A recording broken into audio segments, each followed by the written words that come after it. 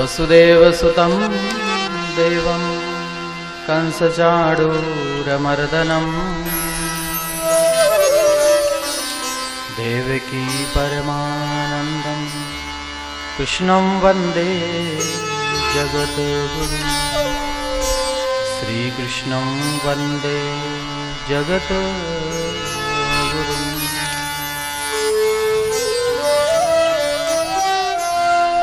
ॐ पूर्णमदः पूर्णमिदं पूर्णात् पूर्णमुदच्यते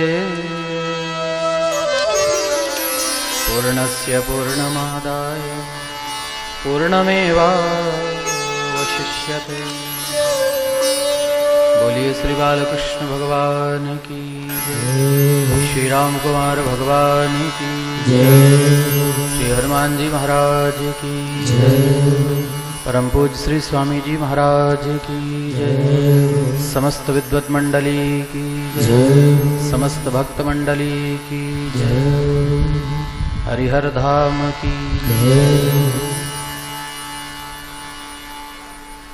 अखिल कोटि ब्रह्मांड नायक अकारण करुण करुणावरणालय सर्व जगदाधार सर्वनियंता कृपा सिंधु भक्तवत्सल भगवान श्रीमन नारायण की महती अनुकंपा के फलस्वरूप हम आप सब आज निश्चित रूप से अक्षय पूर्ण का भागीदार बनने के लिए इस परम पावन सप्ताह ज्ञान यज्ञ में अपनी आस्था और श्रद्धा की आहुतियां देने के लिए 7 दिन का कृत संकल्प होकर के इस परम पुनीत पावन धाम में एकत्रित हुए हैं। श्रीमद् भागवत की कथा वैसे भी स्मृत लोक में सर्वश्रेष्ठ एक प्रभु का उपेय स्वरूप है और उसमें यदि स्थान की श्रेष्ठता हो जाए तो वो उपेय और अधिक श्रेष्ठतम पद को प्राप्त कर लेता है। तो जिस स्थान पर हम कथा सुन रहे हैं भागवत की कथा तो श्रेष्ठतम साधन है ही, और इस स्थान का नाम भी हरिहर धाम। स्वयं भगवान के दोनों ही प्रमुख स्वरूपों का जहां पर एक साथ निवास हो जाए। भगवान श्री हरि नारायण भगवान शिव के साथ स्वयं इस पावन पुनीत धाम में विराजमान हैं। तो इस हरिहर धाम में 7 दिन तक भगवान के अनेकानेक सुंदर पावन चरित्रों का प्रसंग हम आप सब इस पवित्र स्थान में श्रवण करेंगे। निश्चित रूप से ये पुण्य आत्माओं के अंदर उठने वाले एक शुभ संकल्प का परिणाम होता है। तब आप लोग सब परिचित हैं सम्मानीय श्री भैयालाल शुक्ला जी का विशेष संस्कारित परिवार, जिसके बारे में हमसे ज्यादा परिचय तो आप लोगों को ही है। पर करने करने जपंजना कहते हैं एक कान से दूसरे कान में बात पहुंची तो वो बात फिर सर्वत्र व्याप्त हो जाती है। तो न तो कभी संस्कार छुपते और न कभी दुर्गुण छुपते, दोनों ही एक उचित समय पर प्रकट होते हैं समाज के समक्ष। शुक्ला जी ने अपने समस्त परिवार में जो संस्कार के बीज बोए वही बीज वृक्ष के रूप में फलीभूत होता हम आप सब देख रहे हैं। जो इस संस्कार के परिणाम स्वरूप अपनी पुरानी वैष्णवी परंपरा को पुनः अपने जीवन में सुव्यवस्थित करते हुए, जैसा कि हम लोगों का ये संस्कार होता है कि अपने जीवन के समस्त कर्तव्यों से निवृत्त होने के बाद भगवान की तीर्थ यात्रा करें, 4 धाम करें। 4 धाम करने के बाद पूर्वजों ने यह सिद्धांत बनाया कि विश्वास श्रीमद् भागवत की कथा का श्रवण ये अति आवश्यक कार्य है हमारे जीवन में। तो उसी अपने पूर्वजों की वैष्णवी परंपरा को पुनः एक बार श्रीमद् भागवत के रूप में इस हरिहर धाम में विराजमान कराया। माननीय मंत्री महोदय जी, जिनके जीवन का ये श्रेष्ठ सुखद समय है कि निश्चित धार्मिक आस्थाएं उनके हृदय में फलीभूत हो रही हैं, उसी के परिणाम स्वरूप हम 7 दिनों तक इस परम पुनीत सप्ताह ज्ञान यज्ञ में भगवान के अनेक सुंदर पावन चरित्रों का प्रसंग श्रवण करने के लिए यहाँ पर कृत संकल्पित हुए हैं। तो तो कहते हैं ऐसा जीवन में समय उपस्थित कब हुआ? भाग्योदयन बहुजन्म समार्जितेन सत्संगमं च लभते पुरुषो यदा वै।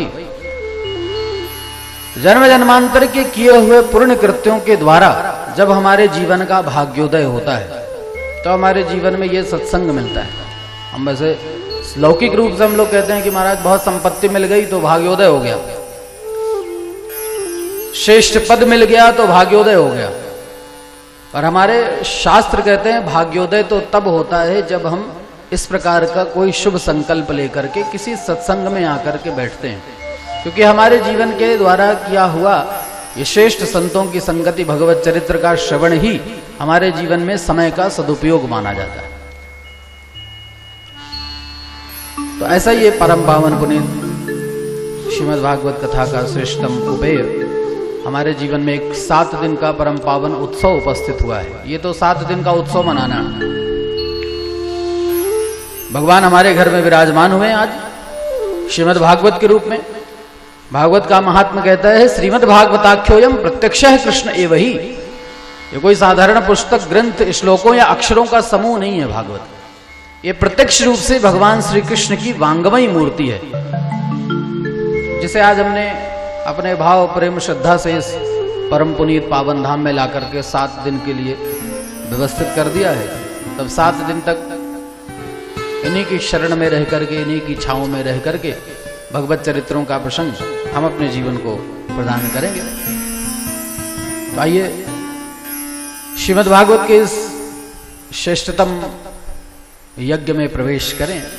सबसे पहले जो नियम है हमारे यहाँ का कि किसी भी ग्रंथ में प्रवेश किया जाए, किसी भी कार्य में जब प्रवेश करें तो सबसे पहले उसकी महिमा को जान लें कि 7 दिन तक जो ये श्रीमद् भागवत की कथा रूपी कार्य हमें करना है, उस कथा का हमारे जीवन में महत्व क्या है। क्योंकि नहीं प्रयोजन मुंदिश्य मंदो भी ना प्रवर्तते।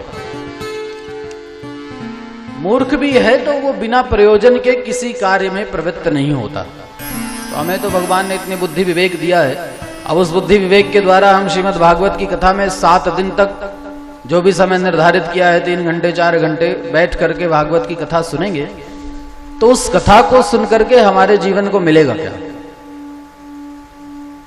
श्रीमद् भागवत की कथा का लाभ हमारे जीवन को क्या मिलता है, ये महात्मा के रूप में महिमा वर्णित कर दी है। अनेकों पुराण, वेद, शास्त्र श्रीमद् भागवत रूपी महापुराण की महिमा का वर्णन कर रहे हैं। क्या मिलेगा भागवत कथा सुनने से? तो भागवत कथा के लिए तो शायद कोई ऐसी वस्तु नहीं है जो दुर्लभ हो। पुरुषार्थ चतुष्टय हमारे जीवन में परिपूर्ण रूप से एकमात्र श्रीमद् भागवत कथा के द्वारा प्राप्त होता है, जिन्हें हम धर्म, अर्थ, काम और मोक्ष के रूप में जानते हैं। ये कथा हमारे जीवन में चारों पुरुषार्थों की प्राप्ति करा देती है। धर्म, अर्थ, काम और मोक्ष एक साथ चारों पुरुषार्थ रूपी फल श्रीमद् भागवत कथा हमें प्रदान करेगी। अब ऐसी श्रेष्ठतम कथा जो हमारे जीवन को सर्वस्व प्रदान कर दे, चारों पुरुषार्थ रूपी फल को प्रदान कर दे, उस भागवत कथा के प्रसंग को श्रवण करके जिन फलों को हम प्राप्त करने के लिए यहाँ पर उपस्थित हुए हैं, तो पहले ये विचार कर लें कि भागवत कथा से हमें जो फल मिलेगा, क्या उस फल को रखने के लिए हमारे आपके पास वो स्थान है, वो पात्र है जिसमें हम वो फल रख सकें। तो पहले तो पात्र को प्राप्त करके हमारे जीवन में हमको पात्रता प्राप्त करनी है। हम अपने जीवन में इस भागवत कथा को श्रवण करने की पात्रता प्राप्त कर लें और भागवत के द्वारा मिला हुआ फल, उसको रखने का एक पात्र अपने जीवन में निर्माण करें। हमारा ये हृदय रूपी पात्र है ना, इसी में ये भागवत रूपी फल प्रवेश करेगा। लेकिन उस पात्र को पहले इस योग्य बनाएं कि हम उस फल को रख सकें। इसमें कैसे योग्यता मिलेगी? सीधा सीधा सिद्धांत दिया तुलसीदास जी ने। श्री गुरु चरण सरोज रज निज मन मुकुर सुधार, वर्णहु रघुवर विमल जस जो दायक फल चार। सीधा सीधा सिद्धांत है। कि भगवान का जो यश है, भगवान की जो कथा है, भगवान की जो कीर्ति है, चारों प्रकार के फल को प्रदान कर देती है। जो दायक फल चार, ये कथा ही चारों प्रकार के फल को प्रदान करती है। पर उस फल को रखने के लिए जो बर्तन है ना, वो अभी स्वच्छ नहीं है, उसको स्वच्छ करना पड़ेगा। एक बार एक जिज्ञासु भक्त किसी महात्मा के पास पहुंचे, बोले महाराज मेरे जीवन का कल्याण करने वाला कोई आध्यात्म ज्ञान मुझे प्रदान करिए। ठीक है, महात्मा जी ने कहा भैया 1 महीने बाद आना, हम तुमको ज्ञान प्रदान करेंगे। भक्त चला गया, 1 महीने तक प्रतीक्षा की, 1 महीने बाद फिर पहुंचा। प्रभु आपने 1 महीने का समय दिया था, मुझे वो आध्यात्म ज्ञान प्रदान करिए। कहा भी 1 महीने बाद और आना था, फिर लौटाया। 1 महीने फिर प्रतीक्षा की, फिर पहुंचा। प्रभु वो ज्ञान प्रदान करिए। बोले अभी 1 महीना और प्रतीक्षा करनी पड़ेगी। 3 बार लौटाया उसने। 1 महीने और प्रतीक्षा कर रहे हैं। चौथा बार आने के पहले ही महात्मा जी स्वयं उनके घर पहुंच गए। उस दिन उनके घर में कोई उत्सव हो रहा था, भोजन की व्यवस्था की गई थी सबको। महात्मा जी को देख के बड़े प्रसन्न हो गए। महाराज आप तो स्वयं हमारे घर में आए हो, सेवक सदन स्वामी आगमन हो। यदि सेवक के घर स्वामी का आगमन हो जाए तो निश्चित रूप से उसका कल्याण होना है, सारे अमंगल नष्ट होना है। तो प्रभु आपके चरण हमारे घर में पधारे, हम तो कृतकृत्य हुए प्रभु।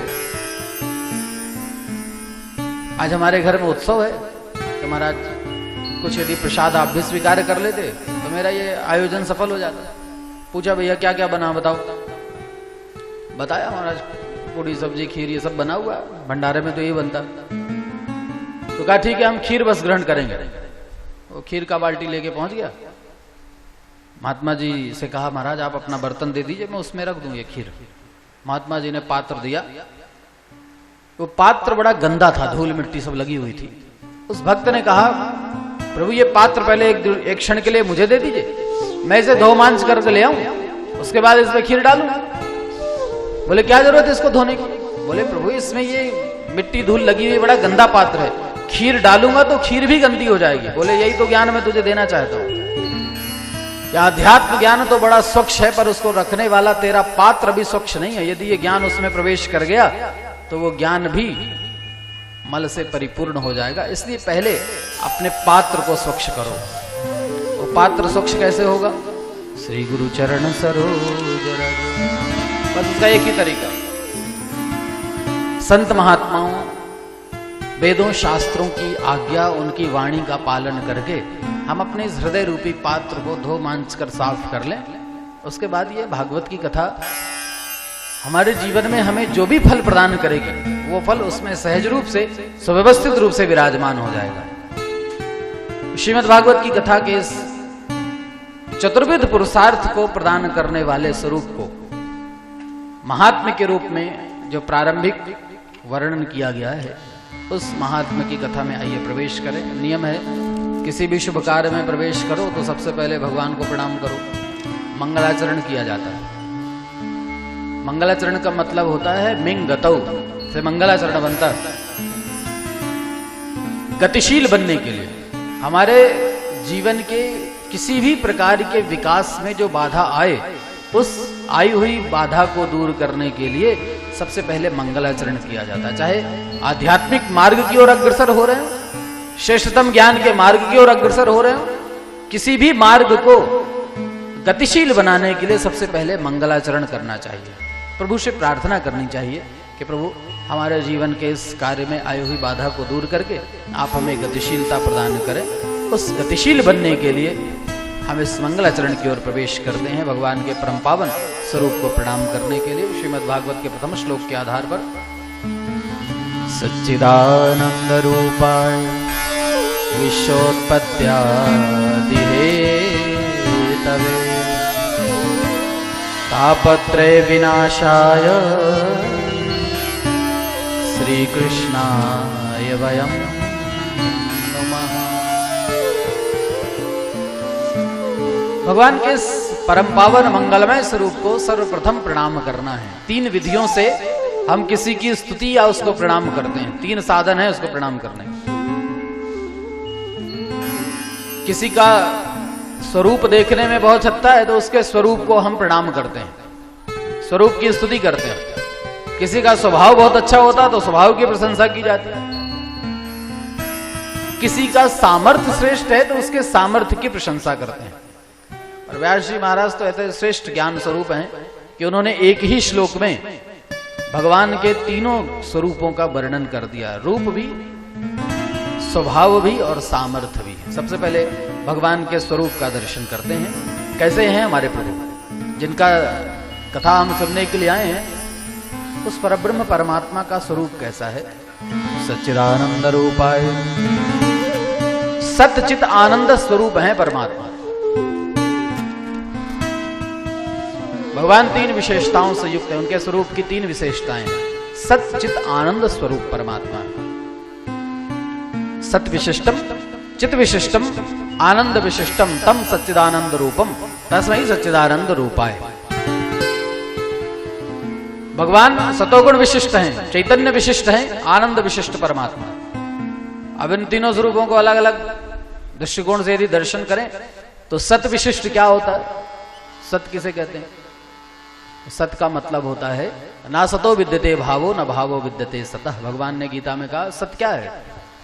सत का मतलब है जो किसी भी देश काल परिस्थिति में उपस्थित रहता है, हर समय जो उपस्थित रहे वो सतोगुण है, उसको कहते हैं सत।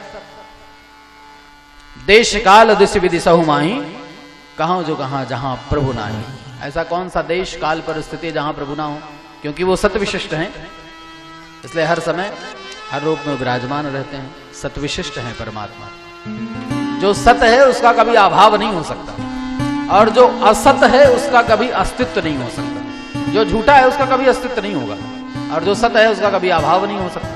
तो भगवान है सत विशिष्टम, उनके स्वरूप की सबसे पहली विशेषता है सत विशिष्ट है परमात्मा।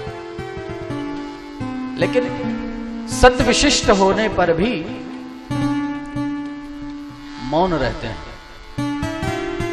सतोगुण प्रधान परमात्मा है ना, मौन रहता है। उनके रूप की दूसरी विशेषता चित विशिष्टम, चैतन्य विशिष्ट परमात्मा है। परमात्मा को चैतन्य कहते हैं, चिदंश स्वरूप से परमात्मा ये सारी सृष्टि को चलाते हैं। हमारे आपके जीवन में हम जो भी अपने कार्य करने का सामर्थ्य प्राप्त करते हैं ना, वो कार्य करने का सामर्थ्य केवल उस चैतन्यता के द्वारा हम अपने जीवन में प्राप्त करते हैं। हमारे नेत्र जो देख रहे हैं वो चैतन्यता के कारण, कान जो सुन रहे हैं वो चैतन्यता के कारण, वाणी जो बोलने का सामर्थ्य रखती केवल चैतन्यता है, हाथ पैर जो चलते हैं ये चैतन्यता है हमारे जीवन। यदि ये चैतन्यता समाप्त हो जाए ना तो फिर शरीर कुछ नहीं रहता। जब मृत्यु होती है शरीर की तो क्या शरीर का कोई भी भाग कम होता है? हाथ पैर आंख नाक कान सब यथावत बने रहते हैं। केवल कम होता है वो चिद अंश जो हमारे हृदय में वासुदेव रूप में विराजमान है। वो एक छोटा सा अंश इस शरीर से निकल के चला गया और ये शरीर ऐसे ही निष्क्रिय पड़ा रहता है। तृतीय स्कंद में सृष्टि वर्णन में बताया गया है कि जब ये विराट पुरुष का निर्माण हुआ तो उसके हाथ पैर आंख नाक कान बन गए, इनके देवता इनमें प्रवेश कर गए, लेकिन नोदत तिष्ठत तदा विराट, वो विराट पुरुष उठ करके खड़ा नहीं हो सका। जब चित्त के अधिष्ठात्री भगवान वासुदेव उसके हृदय में प्रवेश करते हैं, सलिलादुत तिष्ठत, तुरंत उठ करके वो खड़ा हो गए। ये हमारे जीवन का चिद अंश है, चैतन्य अंश है, जो हर प्राणी के अंदर विराजमान होकर के उसे किसी भी इंद्रिय के द्वारा कार्य करने की क्षमता प्रदान करता है। लेकिन वो चैतन्य होने के बाद भी अप्रगट रहता है। सत रहने पर मौन रहता है, चित रहने पर अप्रगट रहता है। वही सतचित परमात्मा अपने भक्तों पर कृपा करने के लिए जब सगुण साकार स्वरूप को धारण कर लेता है, अप्रगट परमात्मा जब प्रकट होता है तो उसे हम भगवान की आनंदमयी लीला कहते हैं। वही आनंद है प्रभु का, जिसे राम कृष्ण के रूप में हम दर्शन करते हैं। ये आनंद है प्रभु। तो भगवान इन तीनों विशेषताओं से युक्त हैं, जिनको हम सत विशिष्टम, चित विशिष्टम, आनंद विशिष्टम कहते हैं, जो विचार भावना और क्रिया से संबंधित होता है। सत क्या है? सत है विचार। हमारे जीवन में जो विचार आते हैं वो सत विचार है। चित क्या है? चित है क्रिया। और आनंद क्या है? आनंद भावना। आनंद भावना से प्रकट होता है, चैतन्यता क्रिया के द्वारा व्यक्त होती है। और सतोगुण, ये सत हमारे जीवन में विचारों के द्वारा प्रकट होता है। विचारों में सतोगुण हो जाए, क्रिया में चैतन्यता हो जाए और भावनाओं में आनंद हो जाए, तो हम भगवान उस सच्चिदानंद स्वरूप को प्राप्त कर लेते हैं। ऐसे उस सच्चिदानंद स्वरूप परमात्मा को हम प्रणाम करते हैं। ये भगवान का रूप है। अब यदि सामर्थ्य की बात करें तो भगवान में सामर्थ्य कितना है? बोले कर तुम अन्यथा कर तुम समर्थ ईश्वर। क्या सामर्थ्य है? बोले जो करने योग्य कार्य है उसको तो करते ही हैं, जो मानव नहीं कर सकता उसको भी जो करने का सामर्थ्य रखता है, या इसके अतिरिक्त भी जो कार्य है उसको जो कर ले वो परमात्मा है, अर्थात विश्वोत्पत्त्यादि हेतवे। मानव सब कर सकता है, बस यही काम नहीं कर सकता। विश्व की उत्पत्ति, पालन और संहार के हेतु एकमात्र वो परब्रह्म परमात्मा है, जो इस संसार की उत्पत्ति भी करेंगे, इसका पालन भी करेंगे, इसका संहार भी कर देंगे। मनुष्य में यह सामर्थ्य नहीं हो सकता। वो किसी वस्तु को प्रकट कर सकता है, किसी वस्तु का पालन कर सकता है, लेकिन संहार करने का सामर्थ्य नहीं। व्याकरण शास्त्र का नियम है कि विश्व वृक्षोपि संवर्ध स्वयं क्षेत्रम सांप्रतम। अपने हाथों से यदि आपने विष का पौधा लगा दिया और उसको सींच करके बड़ा कर दिया, जब वो अपने विशाल वृक्ष स्वरूप में प्राप्त हो गया तो आपको उसको काटने में दुख होगा। यदि विष का भी वृक्ष है, अपने द्वारा लगाया हुआ है, अपने द्वारा पालन पोषण किया गया है, तो आप उसे काट नहीं सकते, क्योंकि हमारे अंदर मोह उत्पन्न हो जाता है। पर प्रभु तो ऐसे हैं कि उनमें किसी प्रकार का मोह नहीं। 7 दिन के लिए हमने ये सुंदर प्रांगण बना करके तैयार कर लिया ना, बड़ा सुंदर ये व्यासपीठ और ये पंडाल बना करके तैयार कर लिया। जब बना रहे हैं तब तो बड़ा आनंद हो रहा है। 7 दिन के बाद जब यही कथा पूर्ण होगी और जब ये निकाला जाएगा तो हमारे जीवन में दुख का अनुभव होने लगेगा, क्योंकि ये हमारे जीवन का मोह है। किसी भी वस्तु को बनाने पर हम उससे मोह से जुड़ जाते हैं। प्रभु में मोह नहीं है। वो हंसते हंसते इस विश्व की उत्पत्ति भी कर दें, हंसते ही हंसते इस विश्व का पालन भी कर देते हैं और हंसते ही हंसते इसका संहार भी कर देते हैं। अयोध्या की जो संपत्ति है ना दशरथ जी के पास, वो कैसी लक्ष्मी? सुरेप्सित राजलक्ष्मी। इंद्रादिक देवताओं के द्वारा भी ईप्सित की गई, इक्षित की गई लक्ष्मी है। इंद्र भी सोचता है कि मुझे अयोध्या का शासन मिल जाए, क्योंकि जब दशरथ जी स्वर्ग जाते थे तो इंद्र को अपने सिंहासन का आधा भाग दशरथ को देना पड़ता था। इतना अपार वैभव संपत्ति थी दशरथ जी के पास। तो सुरेप्सित राजलक्ष्मी है वो। अयोध्या की जो संपत्ति है वो सुरेप्सित है और सुदुस्तेज है। जिसको ऐसी राजलक्ष्मी मिल जाए, क्या उसके लिए ये राजलक्ष्मी छोड़ना सरल होगा? एक बार जिसको अयोध्या के राज सिंहासन पर बिठा दिया जाए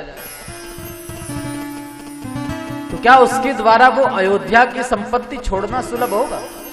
पर भगवान ऐसे हैं, देखिए, कि उस सुरेप्सित और सुदुस्तिज राजलक्ष्मी को त्यक्तवा छोड़ दिया एक क्षण मात्र में, हंसते हंसते, और धर्मिष्ठ आर्य बस्सा जगादरण्य में आर्य मार्ग पर, संतों के द्वारा बताए हुए मार्ग पर, साधना के मार्ग पर चल पड़े। एक तो ये दृश्य देखिए भगवान का, इतना बड़ा त्याग कि अयोध्या की सुरेप्सित सुदुस्तिज राजलक्ष्मी को छोड़ करके वनवास चले गए, चित्रकूट धाम में निवास किया, दंडकारण्य में निवास किया, नंगे पैर पैदल घूमते रहते वन में, ऋषि महात्माओं की सेवा करते हैं, संतों का सत्संग करते हैं। एक स्वभाव तो ये है। दूसरा स्वभाव देखिए कि माया मृगम दैतेप्सित मनवधावत।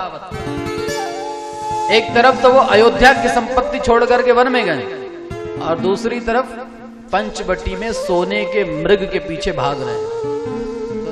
अयोध्या की संपत्ति छोड़ दी और ये जानते हैं कि सोने का मृग नहीं होता। ये तो आप जानते हो, हम जानते हो, तो परमात्मा क्यों नहीं जानेगा? सोने का मृग नहीं होता। लेकिन फिर भी माया मृगम दैतेप्सित मनवधावत, उस माया मृग के पीछे भाग रहे हैं प्रभु। ये दोनों विरुद्ध आचरण है प्रभु के। एक तरफ तो वो त्याग और एक तरफ वो मोह। ऐसी एक साथ दोनों लीलाओं को दर्शन कराने वाला वो एकमात्र परब्रह्म परमात्मा ही हो सकता है। इसलिए वंदे महापुरुष ते चरणारविंदम, उस महापुरुष भगवान श्री मर्यादा पुरुषोत्तम श्री राम के चरणों में हम प्रणाम करते हैं। कृष्ण का चरित्र देखिए, उसका चरित्र भी अखिल धर्म युद्धराज से, कि इस यदुवंश का इतना विस्तार किया कि सारी सृष्टि में, सारी पृथ्वी में यदुवंश व्याप्त हो गया। लेकिन जब अपनी लीलाओं से आप्त काम हो गए, अपनी लीलाओं से परिपूर्ण हो गए, तो स्वयं भगवान ने ही ऋषियों के द्वारा अपने वंश के विनाश का श्राप दिला दिया और यहां तक कि अपने हाथों से यदुवंश का विनाश भी कर दिया। क्योंकि मोह नहीं है ना, हम में आप में मोह जुड़ा हुआ है, इसलिए हमें ये सामर्थ्य नहीं हो सकता। जो सामर्थ्य उस परमात्मा में है, उस सामर्थ्यवान परमात्मा के स्वरूप को हम प्रणाम करते हैं। विश्वोत्पत्ति आदि हेतवे, जो इस विश्व की पालन संहार और उत्पत्ति के हेतु हैं, उस सामर्थ्यवान परमात्मा को हम प्रणाम करते हैं। ये सामर्थ्य की स्तुति। अब स्वभाव की स्तुति देखिए, स्वभाव कैसा है प्रभु का? स्वभाव कैसा? तापत्रय विनाशाय। इतना दयालु स्वभाव तो शायद किसी का हो ही नहीं सकता कि अपने भक्तों के तीनों प्रकार के तापों को जड़ से उखाड़ करके जो नष्ट कर देते हैं, ऐसे भगवान के उस स्वरूपवान, सामर्थ्यवान, दयालु स्वभाव स्वरूप परमात्मा भगवान श्री कृष्णाय वयम नमः। भगवान श्री कृष्ण को हम प्रणाम करते हैं। अब संतों की दृष्टि से देखें तो भगवान श्री कृष्ण अकेले प्रणाम नहीं किए जाते कभी। श्री माने राधा, उनके साथ विराजमान होती, इसलिए श्री कृष्णाय वयम नमः। श्री इसीलिए आगे लगाया जाता है। श्री माने जो हमारी श्री स्वरूपा शक्ति है ना, तो राधा कृष्ण को प्रणाम, अकेले भगवान कृष्ण को प्रणाम नहीं करना। इसलिए मंत्री जी को कहा कि साथ में बैठ के कथा सुनिए, क्योंकि वो श्री स्वरूपा है, उनके साथ में ही सारे कार्य होते हैं। कभी राम अकेले पूजे नहीं जाते, सीताराम, भगवान लक्ष्मी नारायण, भगवान राधा कृष्ण। तो चाहे भगवान सीताराम को प्रणाम कर लें, भगवान राधा कृष्ण को प्रणाम कर लें, भगवान लक्ष्मी नारायण को प्रणाम करें। वयम नुमः, व्यास जी ने पहले कहा भैया वयम नुमा माने हम सब जितने भी इस प्रांगण में विराजमान है, वक्ता और श्रोता, बस वो इस भागवत कथा के प्रारंभ में भगवान को प्रणाम करें। क्योंकि ये कथा जो प्रारंभ हो रही है, इस कथा के प्रारंभ में केवल वक्ता की जिम्मेदारी नहीं है कि वो प्रारंभ करके अपना प्रणाम करके कथा शुरू कर दे। वक्ता से ज्यादा जिम्मेदारी होती है श्रोताओं की, कथा सुनने वालों की। क्योंकि वक्ता तो बहिर्मुख होकर के कथा सुनाता है,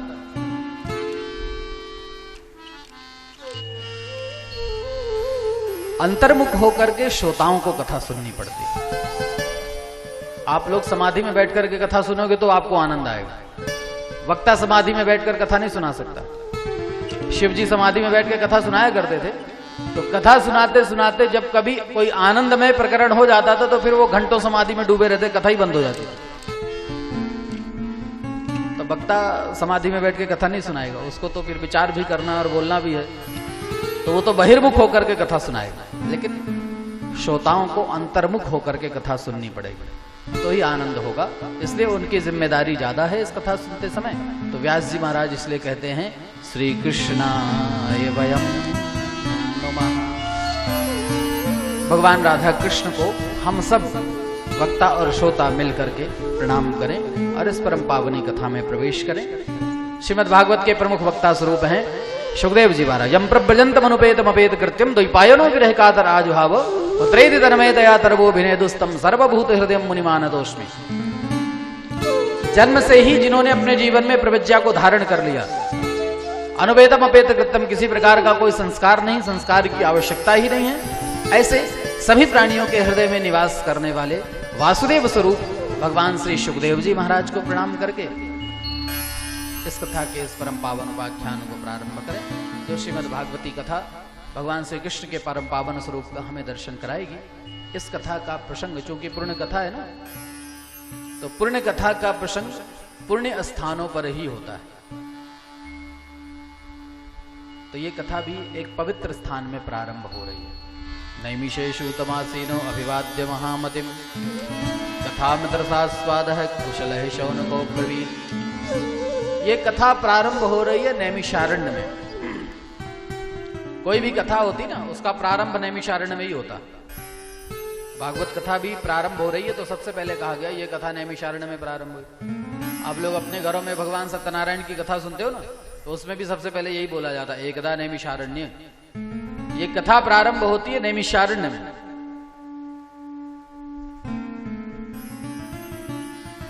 तो दोनों ही बातें हैं कि कथा प्रारंभ होती है नैमिषारण्य में, या जहां पर कथा होती है वो स्थान ही नैमिषारण्य कहलाता है। हमारे हरिहर धाम में कथा हो रही ना, तब 7 दिन के लिए ये मत सोचना कि ये मंत्री जी का फार्म हाउस है, अब ये सोचना कि ये नैमिषारण्य है। 7 दिन तक ये प्रांगण अब नैमिषारण्य के रूप में ज्ञात होगा। यहाँ तो सत्संग का सत्र चल रहा है, तब ये नैमिषारण्य हुआ। तो नैमिषारण्य में 88,000 संत महात्मा एकत्रित हुए। अब गिनती में 88,000 हैं भी कि नहीं है कोई ऐसी बात नहीं है, केवल शौनक का नाम आता है। अब दोनों ही बातें हो सकती, या तो 88,000 महात्मा रहे होंगे वहां, और या तो अकेले शौनक जी ही 88,000 महात्माओं के बराबर हैं। सारे महात्माओं का प्रतिनिधित्व अकेले वो शौनक जैसा महात्मा कर लेता है, और भव्यचा है वो, पारमहंस मुनि है, इसलिए गिनती की कोई बात नहीं, वो अकेले भी 88,000 के बराबर है। नैमिषारण्य में 88,000 संत महात्मा एकत्रित हो गए यज्ञ करने के लिए। सूत जी महाराज का आगमन हुआ। सूत का मतलब होता है सूते भागवत कथाम वर्णयति असौ सूतः, जो भागवत की कथा का श्रेष्ठतम वर्णन कर दे वो सूत है। सूत एक उपाधि होती है। भागवत कथाकार के 3 उपाधि देते हैं हम लोग। जो भागवत व्यासपीठ पर बैठता है उसको व्यास जी भी बोलते हैं, जो व्यासपीठ पर विराजमान होता है उसको सुखदेव भी बोलते हैं, और जो इस व्यासपीठ पर विराजमान होता है उसको सूत भी बोलते हैं। तो सूत वो है जो भागवत की कथा का वर्णन करे, श्रेष्ठतम वर्णन करे। सूत जैसे एक महात्मा का आगमन हो गया, शौनकादिक ऋषि प्रसन्न हो गए। सोचा कि दिन भर तो यज्ञ इत्यादि करेंगे, हवन में लिप्त रहेंगे, शाम का थोड़ा सा समय हमारे पास बचेगा, अब समय का सदुपयोग कैसे किया जाए। अब समय का अभी आपको बताया कि समय का श्रेष्ठ सदुपयोग यही सत्संग है। जितना समय हमने भगवान के सत्संग में दे दिया वही समय हमारे लिए श्रेष्ठतम समय होता है, क्योंकि भगवान ने हमें एक निर्धारित समय के लिए भेजा मृत्यु लोक में।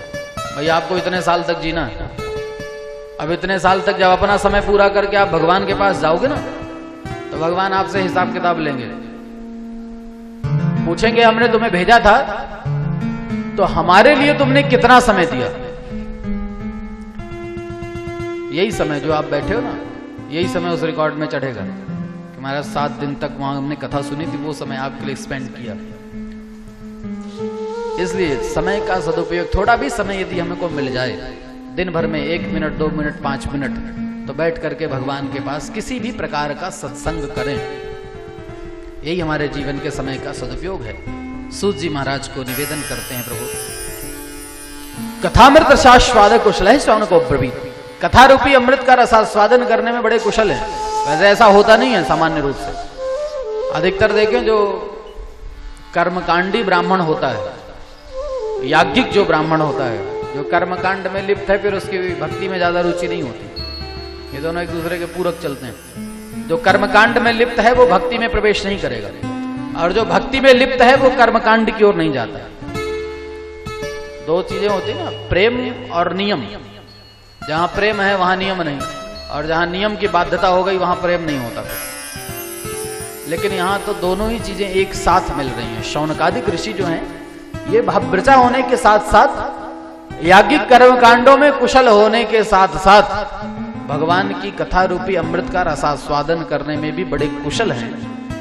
ऐसे शौनकादिक ऋषियों ने जाकर के सूत जी के सामने निवेदन करना प्रारंभ किया। तो वो अज्ञान ध्वांत विध्वंसो कोटिशूर समप्रभ सूताख्या ही कथा सारम मम कर्ण रसायनम भक्ति ज्ञान विरागाप्तो विवेको वर्तते महान माया मोह निराशस्य वैष्णवे कीर्ते कदम ये घोरे कले प्राप्ते जीवश्चासृताम कदा क्लेशक्रांतस्तस्यैवे शोधने किं परायणम शेषां यद् भवेत् श्रेयः पावनानां च पावनम कृष्ण प्राप्ते करम शस्य साधनम तत्पदाधुना। सूत जी महाराज से ये निवेदन कर रहे हैं, हे प्रभु आप तो अज्ञान ध्वांत विध्वंसो कोटि सूर्य समप्रभ हैं। अज्ञानता रूपी अंधकार को दूर करने के लिए करोड़ों सूर्यों के समान प्रतिभाशाली हैं प्रभु आप। इतना प्रकाश है आपके अंदर। हमारे हृदय में जो अज्ञानता का अंधकार है प्रभु उसको दूर करने की कृपा करें। वास्तव में सिद्धांत ज्ञान तो कहता है कि किसी भी व्यक्ति का हृदय अज्ञानी नहीं होता। हमारे सबके अंदर ज्ञान भरा हुआ है। ज्ञान बाहर से नहीं भरना पड़ता, ज्ञान तो पहले से रहता है। बस उस ज्ञान के ऊपर अज्ञानता का एक पर्दा ढका हुआ रहता है। उस पर्दे को हटाने की जरूरत है, ज्ञान को भरने की जरूरत नहीं होती। ज्ञान तो पहले से भरा है हमारे अंदर। जैसे आप लोग बोलते हो ना कि हमने अपने जमीन में कुआं बनाया, कुआं नहीं बनाते, कुआं तो पहले से बना हुआ है। बस उस कुएं के अंदर का पत्थर मिट्टी साफ कर दिया तो वो कुआं प्रकट हो गया। बनाते तो टंकी है, पानी भरने के लिए टंकी बनाई जाती है जिसकी दीवारें ऊपर की ओर जाती हैं। वो अभिमान की दीवारें हैं जो ऊपर की ओर बनाई और फिर उसमें ज्ञान भर दिया। और कुएं में तो पहले से ही कुआं है, उसमें एक पानी भी भरा हुआ है। बस उसके अंदर जो कचरा है उस मिट्टी और पत्थर को निकाल दो तो अपने अंदर वो ज्ञान का जो जल है वो अपने अंदर प्रकट हो जाएगा। उसको बाहर से भरना नहीं पड़ता। फिर इन दोनों प्रकार के ज्ञान को खर्च करने में भी कितनी प्रकार की समस्याएं होती हैं। कुएं का जल क्या होता है, जितना निकालोगे वो उतना स्वच्छ होता जाएगा, उतना भरता जाएगा। और टंकी में जो भरा हुआ जल है उसको खर्च करने में सोचना पड़ता है, हमारा थोड़ा एक एक बाल्टी खर्च करना, खत्म ना हो जाए। जो ज्ञान बाहर से भरा जाता है ना वो ऐसा ही होता है, बीच में कभी खत्म हो सकता है।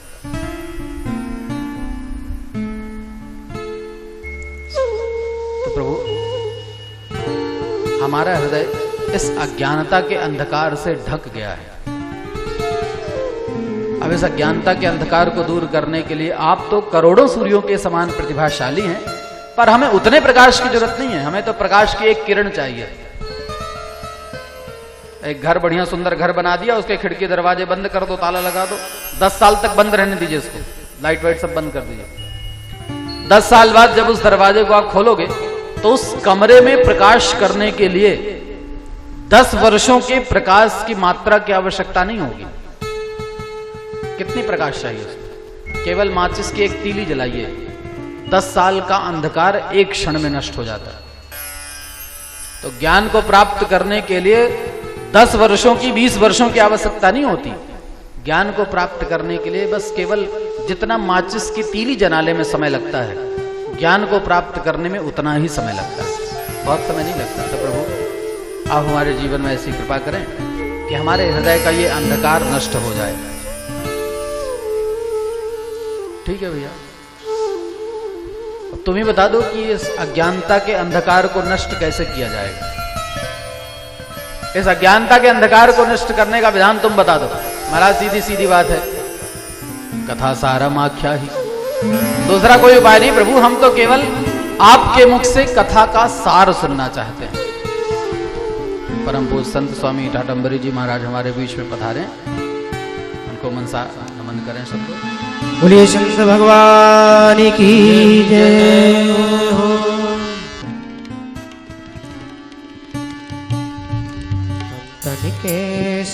आदरणीय शुक्ला जी से मेरा अनुरोध है कि कुछ बार बाबा श्री का स्वागत, अभिनंदन और वंदन करने की कृपा करें। संतन के संग लागे तेरी अच्छी बनेगी, संतन के संग लागे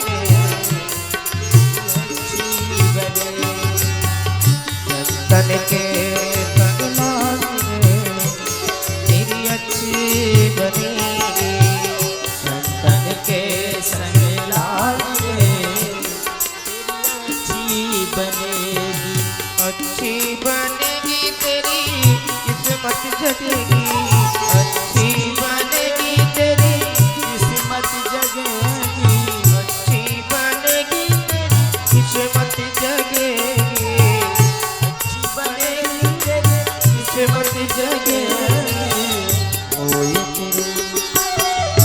ओए तेरो बड़े भाग रे तेरी बिगड़ी बनेगी, ओए तेरो बड़े भाग रे तेरी बिगड़ी बनेगी। हरि बोल।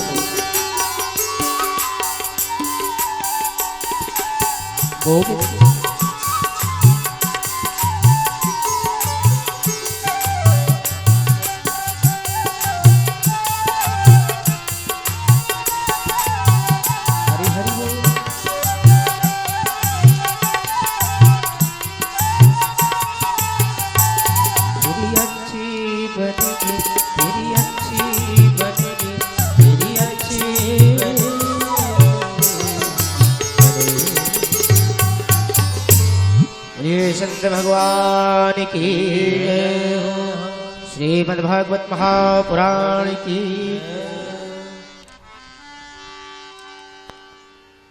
स्वामी जी महाराज का आगमन निश्चित रूप से हम सबके लिए कल्याणकारी है। उनका आशीर्वाद लेकर ही हम लोग अपना आगे का कार्य प्रारंभ कर सकते हैं। इसलिए मन से स्वामी जी को वहीं से बैठे बैठे सब लोग अभिवादन प्रणाम प्रस्तुत करें। सूत जी महाराज से निवेदन किया, प्रभु हमारे हृदय के अंधकार को दूर करने के लिए एक ही मार्ग हम उचित समझते हैं कि जीवन में कथाएं तो बहुत सुनी है प्रभु, इस बार हम आपसे कथा नहीं सुनना चाहते। इस बार हम आपसे निवेदन करते हैं कथा सारम आख्या है प्रभु, हम कथा के निचोड़ को सुनना चाहते हैं। कथा का जो वास्तविक रस है वो रस आप हमें प्रदान करने की कृपा करें। उस रस के परिणाम स्वरूप भक्ति ज्ञान और वैराग्य हमारे जीवन में प्राप्त हो जाए, ऐसी कोई कृपा कर दो प्रभु। मोह माया को दूर कर दें, हम भी श्री वैष्णव हो जाएं, भगवान नारायण के दासानुदास बन करके उनकी सेवा में अपनी प्रवृत्ति लगा दे प्रभु, कोई ऐसी कृपा कर दो। क्योंकि ये कलयुग है, कलयुग में जीव की प्रवृत्ति इस ओर जाती ही नहीं है, आसुरी प्रवृत्ति को प्राप्त हो चुका है। तो महाराज उनकी इस प्रवृत्ति के शोधन का जो पारायण हो, जो मार्ग हो वो बता दीजिए। श्रेष्ठतम मार्ग बताइए, पवित्रतम मार्ग बताइए। इन सब के अतिरिक्त श्रेष्ठ बात हम जानना चाहते हैं। कृष्ण प्राप्ति कर्म शश्वत साधनम तत्पदात्मना, प्रभु ऐसा कोई साधन बताइए कृष्ण की प्राप्ति करा देने वाला जो साधन है आज के युग में। पहले के युगों की बात छोड़िए, आज इस कलयुग के परिवेश में ऐसा कोई साधन बता दीजिए जिस सहज रूप से भगवान श्री कृष्ण प्राप्त हो जाएं हमारे जीवन में। क्योंकि सांसारिक वस्तुओं को प्राप्त करने के बहुत सारे साधन वर्णित किए गए हैं। चिंतामणि लोक सुरम सुरेंद्र स्वर्ग संपदम प्रेक्षति गुरु प्रीतो वैकुंठम योगी दुर्लभम। प्रभु लौकिक सुख प्राप्त करना है तो चिंतामणि से मिल जाता है, स्वर्ग का सुख प्राप्त करना है तो वो कल्प वृक्ष से मिल जाता है। लेकिन बड़े बड़े योगी संत महात्मा इन सब चीजों की परिकल्पना नहीं करते, ना उनको लौकिक सुख चाहिए ना स्वर्गिक सुख चाहिए। उन्हें जो सुख चाहिए वो तो बड़ा दुर्लभ है। योगी दुर्लभम वैकुंठम, उनको भगवान नारायण का दर्शन चाहिए, वो बहुत दुर्लभ होता है। तो भगवान के दर्शनों को प्राप्त करने का एक ही मार्ग संतों के मुख से सुना है, प्रेक्षति गुरु प्रीतः। हमारे हृदय में जिज्ञासा हो जाए और उस जिज्ञासा को शांत करने वाले कोई सदगुरु प्रसन्न हो जाएं, तो भगवान नारायण का दर्शन भी बहुत सहज हो जाता है, बहुत सुलभ हो जाता है। तो प्रभु ऐसी कोई कृपा करके मार्ग बताइए कि भगवान श्री कृष्ण की प्रसन्नता हमारे जीवन के लिए अनुकूल हो जाए, ये कृपा करें। सूत जी प्रसन्न हो गए, उनके हृदय के मनोभावों को जान करके। तुम्हारे मन में बड़ी प्रीति है ना, इसलिए मैं तुमको विचार करके कथा सुनाऊंगा। महात्माओं, जो कथा आपको 7 दिन तक यहाँ सुनाएंगे वो कथा कैसी होगी? सर्व सिद्धांत निष्पन्नम संसार भय नाशनम भक्तियोग वर्धनम यच्चो कृष्ण संतोष हेतुकम। ये कथाओं की विशेषता होंगी। कैसी कथा होंगी? सर्व सिद्धांत निष्पन्नम, संसार के जितने भी सिद्धांत वर्णन किए गए हैं वेद शास्त्र पुराणों में, इन सारे सिद्धांतों का एकमात्र निचोड़ रूपी कथा मैं तुमको सुनाऊंगा। रस प्रदान कर देंगे तुमको, रासायन प्रदान कर देंगे। ये भागवत कथा क्या है? रासायन है। इसलिए तो महात्माओं ने कहा था महाराज ऐसी कथा सुनाना जो ममकरण रसायनम, हमारे कानों के लिए रसायन हो जाए। रसायन तो समझते ना, रसायन आयुर्वेद शास्त्र का सबसे श्रेष्ठ औषधि मानी जाती है। जब कोई दवा काम नहीं करती तो वैद्य जी रासायन पिला देते हैं, वो रसायन से सारे कार्य सिद्ध होते हैं। जैसे एलोपैथ में जिसको स्टेरॉइड्स बोलते हैं, रामबाण, कोई दवा काम नहीं करते, स्टेरॉइड्स खिला दीजिए रोग ठीक हो जाता है। ऐसे ही आयुर्वेद शास्त्र में रसायन है। तो ये कथा कैसी है? सर्व सिद्धांत निष्पन्नम, सारे सिद्धांतों शास्त्रों से निकाला हुआ एक रसायन है, एक निचोड़ है। संसार भय नाशनम, जिसको पान करने पर क्या होता? भय दूर हो जाता है। जो हमारे जीवन में भय है, भय और किसी से नहीं डरते, किससे हो? किसी से डर लगता है मनुष्य को? नहीं डरता। मनुष्य डरता है तो केवल मृत्यु से डरता है। और मनुष्य क्या, कोई भी जीव, छोटी सी चींटी भी है, आप उसको स्पर्श करो तो वो अपने प्राण बचाने के लिए भागती है या आपको काटने दौड़ेगी, क्योंकि उसको भय है मृत्यु का। ये भागवत की कथा उस मृत्यु के भय को निकाल कर दूर कर देती है। कितने भक्तों के भय को दूर किया सुनोगे आप। प्रहलाद, ध्रुव जैसे भक्त जो इस भागवत की शरण में आए तो सारे भय को दूर करके परमात्मा की भक्ति में लीन हो गए। ऐसी कथा है। संसार भय नाशनम भक्ति योग वर्धनम यच्च। तीसरी विशेषता बताई कि इस कथा को श्रवण करने के बाद भक्ति बढ़ती। यदि भक्ति हमारे हृदय में नहीं है और भागवत की कथा में आप आकर के बैठ गए हो तो ये भागवत की कथा आपके हृदय में भक्ति का बीज डाल देगी। कभी आपने भागवत नहीं सुनी और भक्ति का एक अंश भी आपके अंदर नहीं है, और कभी गलती से आकर यदि भागवत के प्रांगण में बैठ गए कि चलो मंत्री जी का व्यवहार है तो व्यवहार ही करने के लिए 10 मिनट चलें, आज तो कथा सुनी लें, तो 10 मिनट के लिए भी यदि आप कथा में बैठ करके मन लगा दिया तो ये भागवत कथा निश्चित रूप से भक्ति का एक बीज आपके हृदय में डाल करके छोड़ेगी। ये भक्ति के बीज को डाल देती है। और यदि भक्ति है तो भक्ति योग वर्धनम यच्चो। इस कथा को श्रवण करने के बाद भक्ति की वृद्धि हो जाती है। इस कथा को उत्तरोत्तर जितनी बार सुनोगे उतनी बार ये कथा हमारे हृदय में भक्ति के प्रवाह को बढ़ाने लगती है। चौथी विशेषता जो विशेष है, कृष्ण संतोष हेतुकम। बाकी की चीजें तो ठीक हैं कि ये रसायन है, भय को दूर करने वाली है, भक्ति को बढ़ाने वाली है, पर मुख्य रूप से ये कथा भगवान श्री कृष्ण को प्रसन्न कर देने वाली कथा होती है। जहां ये कथा होती है ना वहां भगवान आकर के विराजमान हो जाते हैं। अभी आगे कितनी कथाओं में आप सुनोगे कि भागवत कथा का जब प्रागट्य हुआ तो भगवान भी वहां प्रकट हुए, क्योंकि ये कृष्ण संतोष हेतुकम कथा है। भगवान कृष्ण को भी प्रसन्न कर देने वाली कथा है। सूत जी कह रहे इन विशेषताओं से युक्त कथा मैं आपको सुनाऊंगा। तदहम देवधास्यामि सावधानतया शृणु। का कथा तो तुमको सुनाएंगे, पर कथा सुनाते समय हमारी एक शर्त होगी।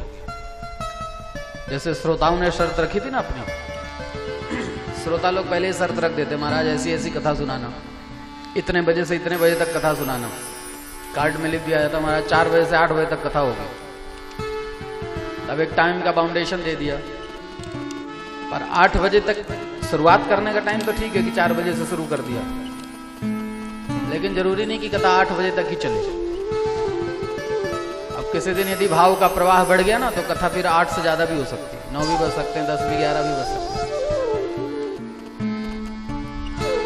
अब वो टाइम इसलिए दे दिया जाता है कि 8 बजे का टाइम दिया, यदि 8 बजे से आधे घंटा कथा लेट हो गई तो आपके लिए चर्चा का विषय बनेगा कि आज तो 8:30 तक कथा हुई, आधा घंटा ज्यादा कथा हुई, तो याद तो रहेगा आपको। जैसे ट्रेन 4 बजे का टाइम 1 घंटा लेट आई तो 1 घंटा कितना प्रतीक्षा करना पड़ता है। ये भागवत वही है, यदि भाव का प्रवाह आया तो 1 घंटे 2 घंटे ज्यादा भी कथा चले। कोशिश तो रहेगी कि कथा का टाइम बढ़े नहीं, पर यदि किसी दिन भाव प्रवाह आया तो कथा बढ़ भी सकती है। जैसे पहले से मानसिकता में एक बात रखिए।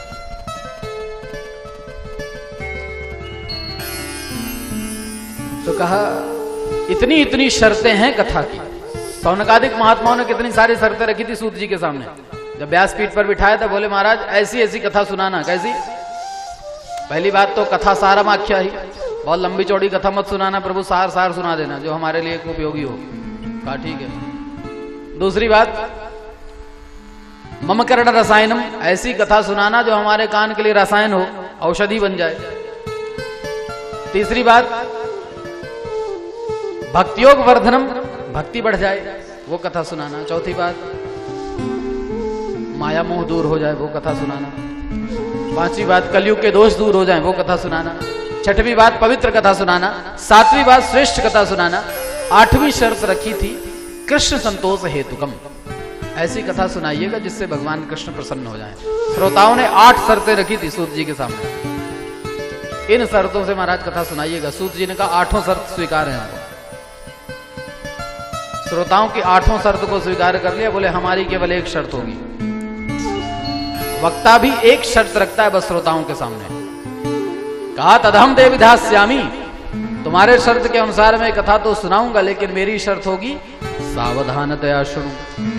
बस एक ही शर्त है, सावधानी पूर्वक ये कथा सुनना, और कोई बात नहीं। वक्ता की एक ही शर्त होती है कि भैया जो कथा सुनाए उसको सावधानी से सुनना। सावधानी का मतलब दो चीजों से बचिएगा। कथा के दो ही शत्रु होते हैं। जब कथा सुनने बैठते हैं, उन कथा के दो शत्रु हैं। एक तो कथा का सबसे प्रबल शत्रु है निद्रा, नींद बहुत आती कथा में। तब कथा सुनना है तो नींद को छोड़ना पड़ेगा, नहीं तो कथा नहीं सुन पाओगे। 5 मिनट भी कथा में सो गए तो विषयांतर हो जाएगा, कहां से कहां कथा पहुंच जाएगी, फिर आप भ्रमित हो जाओगे। इसलिए कथा का सबसे प्रबल शत्रु है निद्रा। कोशिश करिएगा कि नींद ना आए, आती है पर फिर भी कोशिश करिएगा कि शायद ना आए नींद। और दूसरा शत्रु होता है आपस की बातचीत, कथा का प्रमाद। आपस की बातचीत ये कथा का बहुत बड़ा शत्रु। कोई प्रसंग चल रहा है, बगल वाले से बातचीत होने लगी तो फिर तो कथा में कोशिश करिएगा कि आपके बगल में कोई आपका बहुत परिचित वाला व्यक्ति ना बैठे।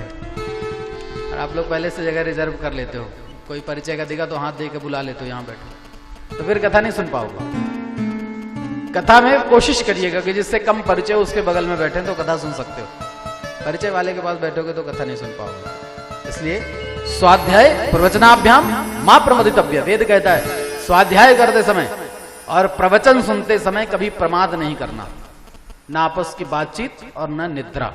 इन दो चीजों से बचोगे तो कथा की श्रेष्ठता आपके जीवन को प्राप्त होगी। क्योंकि ये कथा ऐसी सहज कथा नहीं है। कैसी कथा है? काल ब्याल मुखग्रास त्राष्णदास हेतवे श्रीमद् भागवतम शास्त्रम कलौ कीरेण भाषितम। ये ऐसी कोई साधारण कथा नहीं, ये तो सीधे काल के मुख से खींच कर ले आती है हमें। काल के मुख से बचाने वाली कथा जो सुखदेव जी के महाराज के द्वारा इस कलयुग में हमें आपको प्रदान की गई है। इस कथा की इतनी श्रेष्ठता है कि जन्मांतरे भवेत् पुण्यम तदा भागवतम लभेत्। जन्म जन्मांतर के पुण्य कभी उदित हुए तो हमारे जीवन में कभी ऐसा प्रसंग उपस्थित हो जाता है। हमारे पूर्वजों के द्वारा किया हुआ संस्कारित कार्य, हमारे पूर्वजों के द्वारा की हुई भक्ति